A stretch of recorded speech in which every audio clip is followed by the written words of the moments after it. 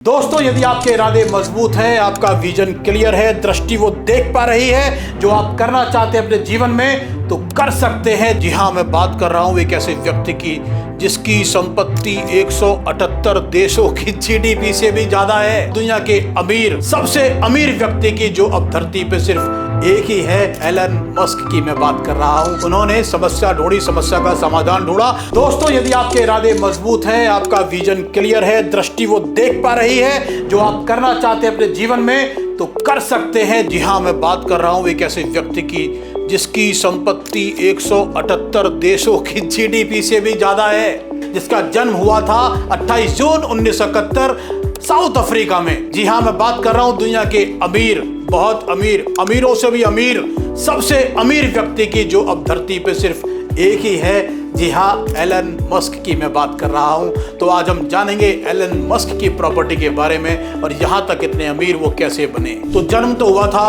South Africa में और 1988 में उन्होंने कनाडा की नागरिकता हासिल की और 2002 में संयुक्त राज्य अमेरिका USA अमेरिका की नागरिकता उन्होंने 2002 में प्राप्त की। उसके बचपन से ही उनको शौक था बुक पढ़ने का, किताबें पढ़ने का। बचपन से ही उनका दिमाग काम करता था IT इंडस्ट्री की तरफ। बचपन से उनका काम टेक्निकल चीज़ों में ज़्यादा काम करता था। इन्होंने सबसे पहले जो इनका सबसे पहला सॉफ्टवेयर था वो था Zip2। 1995 में इन्होंने इसकी स्थापना की थी, इसको बनाया था और 1999 में X.com की स्थापना की, जो बाद में पेपाल के नाम से जाना गया, जो एक मनी ट्रांसफर गेटवे था, जो पेमेंट गेटवे था, पेमेंट लेने के लिए काम आता था पेपाल। और पेपाल को आप जानते हैं, नहीं जानते तो अब जान जाइए। इसको 2002 के अंत में eBay ने खरीद लिया था। क्यों बेचा था इसको मस्क ने? क्योंकि मस्क शुरू से ही बिजनेस माइंडेड थे और वो बनना चाहते थे बहुत अमीर और बहुत अमीर व्यक्ति। और उनका काम, दिमाग जो उनका काम करता था, बहुत तेजी से काम करता था। उनको आगे धंधा बढ़ाने के लिए, बिजनेस बढ़ाने के लिए, नए नए एक्सपेरिमेंट करने के लिए, नया और बड़ा बिजनेस करने के लिए उनको चाहिए था पैसा पैसा पैसा। और उन्होंने पेपाल को बेचने के बाद एक अच्छा खासा फंड उनको मिल गया, जिससे आगे उन्होंने काम करना स्टार्ट कर दिया। तो 2002 में पेपाल को बेच दिया और 2002 में ही स्पेस एक्स, जी हाँ, जिसका भी हाल ही में IPO आया है। स्पेस एक्स वो कंपनी है जिस कंपनी ने इनको पहला खरबपति बना दिया दुनिया का। वही कंपनी है स्पेस एक्स जिसकी स्थापना सन 2002 में करी थी। तो मित्रों, उद्देश्य ये था कि स्पेस की जो यात्रा की लागत थी वो बहुत ज़्यादा है, अभी भी बहुत ज़्यादा है। तो उनका उद्देश्य है, उसके पीछे है कि उस लागत को, उस कॉस्टिंग को, जो स्पेस में जाने की कॉस्टिंग आती है, उसको बहुत नीचे ले आना, उसको कम कर देना और लोगों को मल्टी प्लैनेटरी प्रजाति बनाना। ये उनका उद्देश्य है इसके पीछे। तो अपने उद्देश्य के पीछे वो काम कर रहे हैं और काम करते करते करते करते आज उन्होंने IPO लॉन्च कर दिया है। और उस IPO को लॉन्च होने के बाद वो पूरे विश्व के सबसे पहले खरबपति बन गए हैं। और ठीक 2 साल बाद, 2002 के 2 साल बाद, 2004 की बात कर रहा हूँ, 2004 में उन्होंने एक कार कंपनी, जो सबसे बड़ी कार कंपनी है टेस्ला, इतनी बड़ी कार कंपनी है कि लोग सोचते हैं कि टेस्ला की गाड़ी चलाएं। हालांकि अब भारत के अंदर भी वो एंट्री कर चुकी है। टेस्ला की स्थापना कर दी भैया 2004 में। 2004 में जो टेस्ला की स्थापना करी, वो भी एक उद्देश्य उसके पीछे था, एक मोटिव था उसके पीछे, लक्ष्य था, विजन था, क्लियर था। तो क्या उद्देश्य था? Electric vehicles, EV, electric vehicles को प्रमोट करना, EV को देशों तक पहुंचाना। EV का प्रमोशन क्यों करना?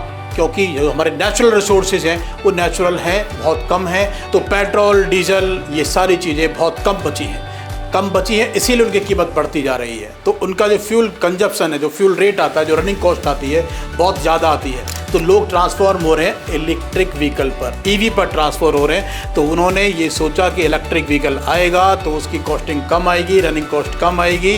तो स्मूथली वो हमारे नेचुरल रिसोर्सेज को कमी देखते हुए उन्होंने इसकी स्थापना की। और इसके पीछे भी उनका उद्देश्य था इलेक्ट्रिक व्हीकल को प्रमोट करना, जो कि अब अच्छे खासे तरीके से चल रही है। अभी महंगी है टेस्ला की कार, लेकिन आने वाले समय में हो सकता है सस्ती कार भी कोई निकाले और जन जन तक वो पहुँचे। और मित्रों, उसके बाद न्यूरालिंक पर भी काम चल रहा है। न्यूरालिंक क्या कर रही है? न्यूरालिंक मानव मस्तिष्क के लिए एक चिप तैयार कर रही है।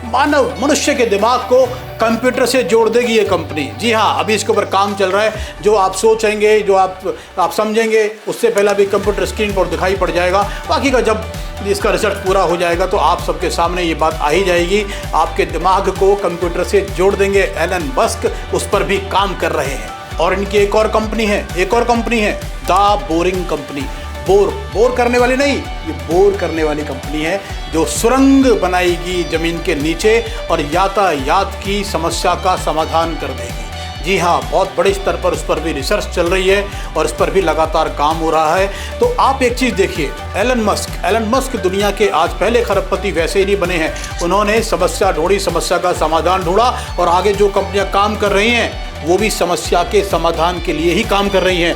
भारत जैसे देश के अंदर, चाइना जैसे देश के अंदर और कई सारे देश होंगे जहाँ ट्रैफिक की जो समस्या है वो बड़ी ही गंभीर है, बहुत ही बड़ी समस्या है। यदि हम भारत के अंदर भी बात करें तो मुंबई, बेंगलोर, नोएडा, गाजियाबाद, दिल्ली, जितने भी बड़े बड़े शहर हैं उन सब शहरों के अंदर ट्रैफिक की बड़ी घमासान समस्या है। शहर के अंदर, सिटी के अंदर आपको सिटी क्रॉस करने में घंटों लग जाते हैं। अगर हम बात करें बाईपास की, बाहर के हाईवेज की, तो बहुत अच्छे हो गए भारत के रास्ते। लेकिन हम शहर के अंदर की बात करें तो भैया शहर के अंदर तो गाड़ी ले जाने से डरते हैं लोग। तो उस भी समस्या पर काम कर रहे हैं एलन मस्क। और 2022 में उन्होंने एक्स को खरीद लिया। जी हाँ, जो पहले ट्विटर के नाम से जाना जाता था, एक्स प्लेटफॉर्म को उन्होंने खरीद लिया। एक्स कंपनी के भी वो मालिक हैं।